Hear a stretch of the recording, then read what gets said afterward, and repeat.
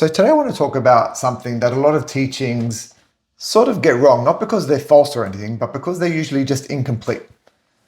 So you often hear a lot of teachings, and they could be religious teachings or psychology teachings that say, just let it go, don't take things personally, detach, let them, choose peace. And even across different traditions, whether it's like spiritual teachings, psychological advice, or religious ideas, the messages are often the same. Now, the messages tell you what to do, but don't really explain why you can't do it. And that gap is where most people get stuck. Because on a logical level, a lot of these teachings make sense. And of course, it would be better not to take things personally. Of course, it would be better and freeing to let go. Of course, choosing peace sounds right, and letting them do what they want sounds fine. But then something happens in our life, someone criticizes us, someone pulls away, someone disapproves of us, and suddenly we just can't let go. We can't do what the teachings are saying. We feel something, and usually a strong emotion, and it might manifest as tightness in our chest or a drop in our stomach and a sense of discomfort somewhere. And in that, the mind starts to think things like, they don't like me, I did something wrong, I need to fix this, I need their approval. And now we're caught. Because part of you is trying to follow the teaching, maybe just let them, don't react, be peaceful, it doesn't matter what people think. But another part of you is activated. And that's the emotional or habitual part of us. And that part doesn't just switch off because you understand something logically. It either gets repressed to deal with later, or it intensifies. So what happens is you either fail to follow the teaching, or you force yourself to act like you are. And both create problems. So if you fail, you feel frustrated. Why can't I do this? What's wrong with me? Why am I still feeling bad if I'm doing the things the right way? And if you force it, you suppress what you're actually feeling. You act calm, but on the inside, there's this tension. You feel the reaction internally, and it just gets pushed down further and further. So the teaching then becomes something we perform rather than something we really live. It feels fake. And that's really the issue. So most teachings are behavioral. They focus on what you should do, or what could serve you to do, but they don't address what's happening underneath. They don't address the emotional experience itself. They don't address your conditioning, and they don't address your natural tendency to avoid discomfort. Because in general, you're not struggling to let go because you don't understand the idea. You're struggling because you're trying to escape the feeling or the emotion.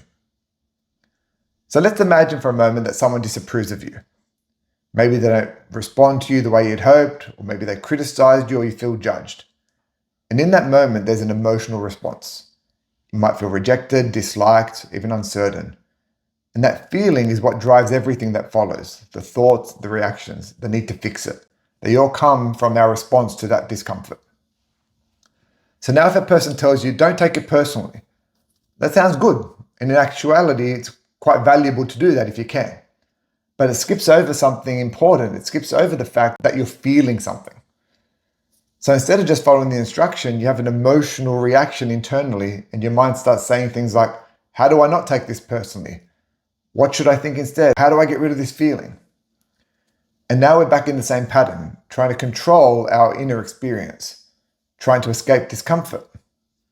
So the problem is not that the teaching is wrong. The problem is that it's just incomplete. Because it doesn't include this.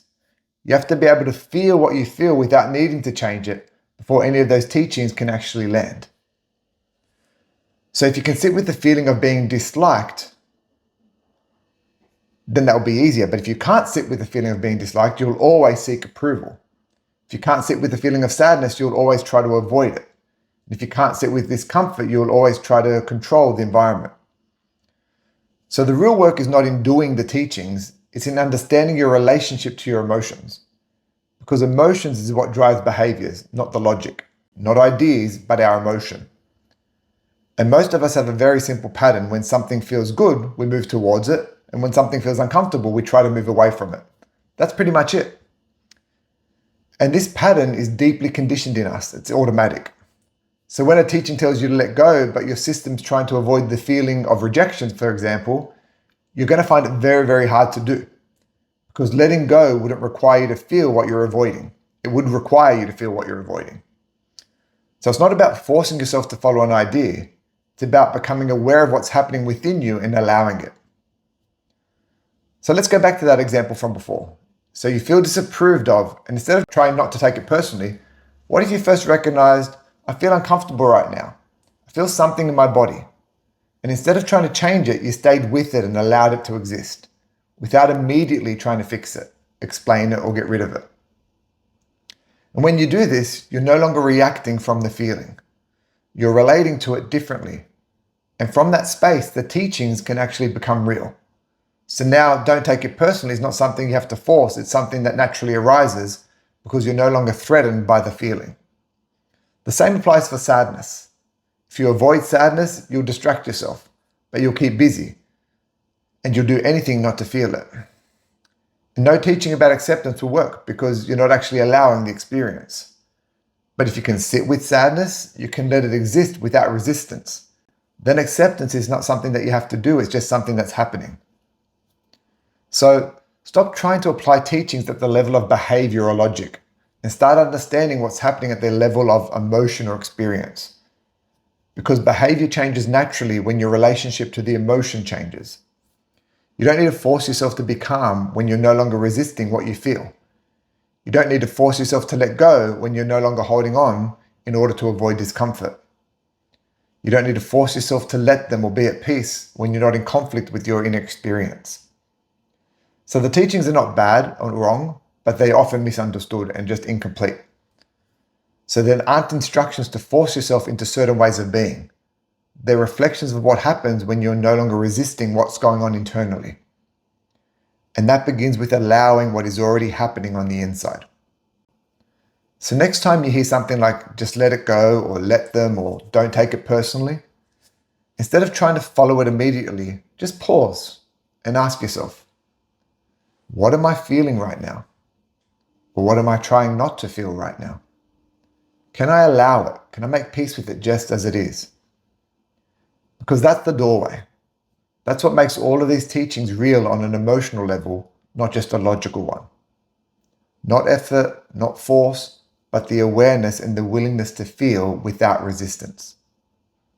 And from that, the logical teachings can begin to fall into place.